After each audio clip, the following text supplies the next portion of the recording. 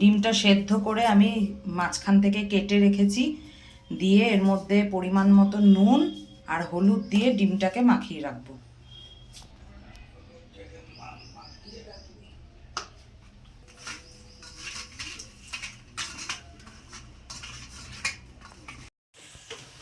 ডিমের ঝোল বসাবো, তার জন্য সর্ষের তেলটা ভালো করে গরম হয়ে গেছে। এর মধ্যে এবার আমি নুন হলুদ মাখানো ডিমগুলো একে একে ছেড়ে দেবো।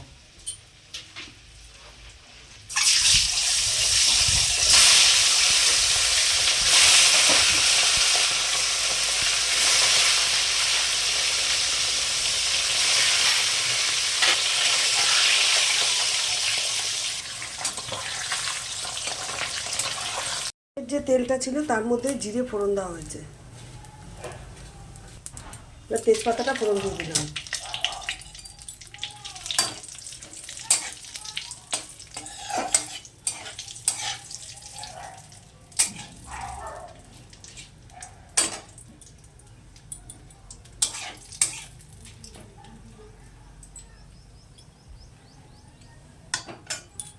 এবার এর মধ্যে আমি আলুটাকে ভেজে নেব।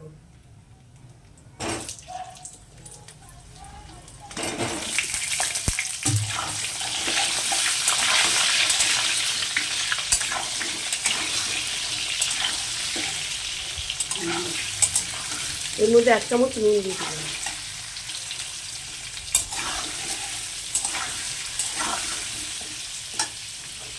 হলুদ গুঁড়ো 1 চামচ দিয়ে দিচ্ছি। আলুটা প্রায় ভাজা ভাজা হয়ে আসছে, এবার পেঁয়াজটা দিয়ে দিচ্ছি।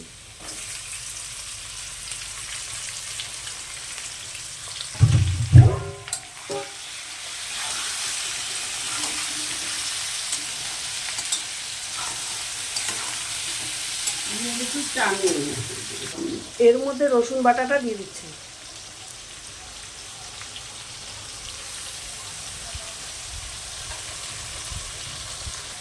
ডিমের জন্য এই যে আদা বাটা, হলুদ গুঁড়ো, লঙ্কার গুঁড়ো, এখন এটা এই যে মশলার মধ্যে দিয়ে দেওয়া আলুর মধ্যে।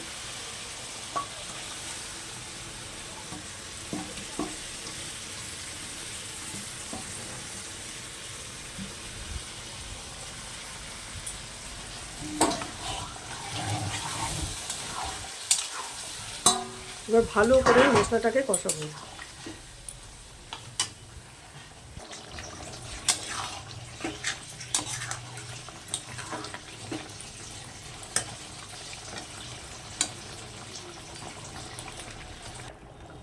আমার আলুটা কষানো হয়ে গেছিলো, জল দিয়ে দিয়েছে, যে এখন ফুটছে।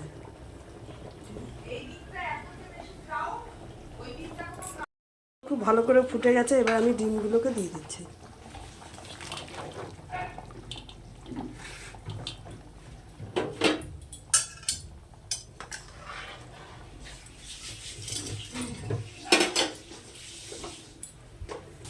ডিমের ঝোল আমার হয়ে গেছে, এবার নামিয়ে দিচ্ছি।